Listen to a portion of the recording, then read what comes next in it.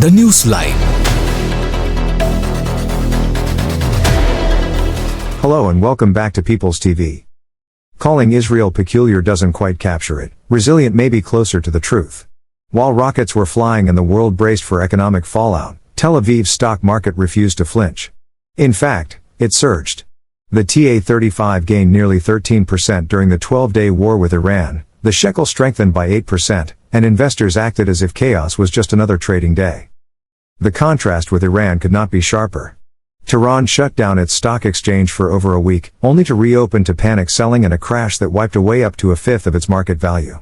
While Iranian investors fled, Israelis doubled down. That divergence tells a story beyond numbers, one of confidence, stability, and perhaps a quiet recognition that Israel's economy has learned to thrive under pressure. In today's video commentary, we highlight an important development for Israel's security and economy. Following the October 7, 2023 massacre, Israel enforced strict airspace limits to protect its skies during ongoing military operations. With those restrictions now lifted, normal aviation traffic has returned. On Thursday the 14th, Ben Gurion Airport recorded over 500 flights and more than 85,000 passengers, the busiest day since the war began. Beyond the numbers, this reflects not only restored confidence in Israel's airspace but also the country's determination to balance security with economic and civilian recovery. In the meantime, foreign media reports suggest that President Donald Trump is preparing to visit Israel next month. The timing of this visit is significant, as it coincides with one of the most decisive moments in Israel's modern history. The nation has formally announced its intention to restore the biblical names of Judea and Samaria to the West Bank and to advance plans for new Jewish settlements there. Although these initiatives have been discussed for years, they were repeatedly stalled by international pressure, opposition from the Palestinian Authority, and resistance from pro-Hamas factions, all of whom branded such settlements as illegal.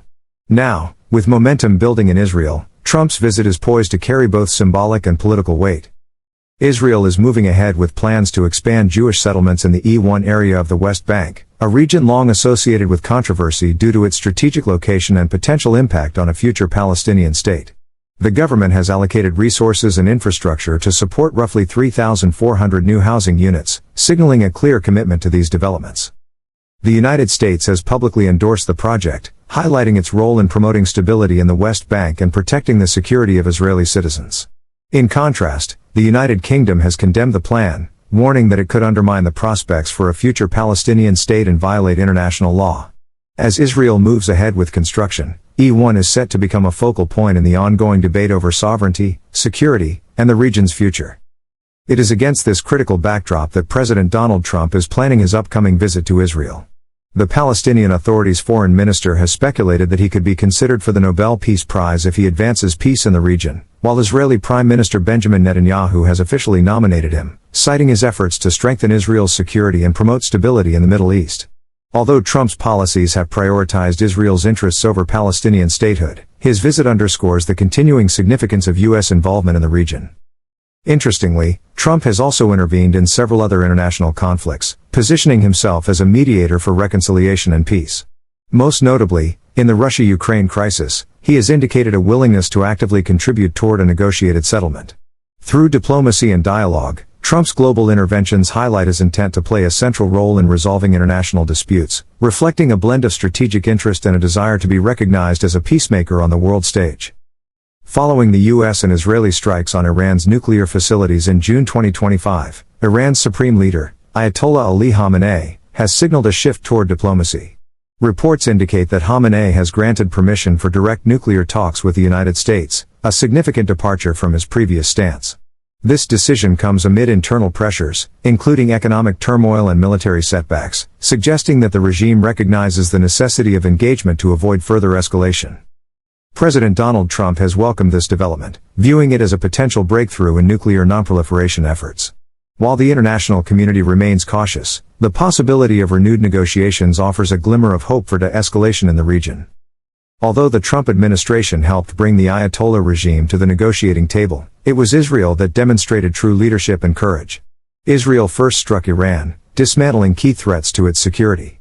Shortly afterward, it took decisive action against Hezbollah, Hamas, and Syria's Assad regime, all while aiming to maintain regional stability.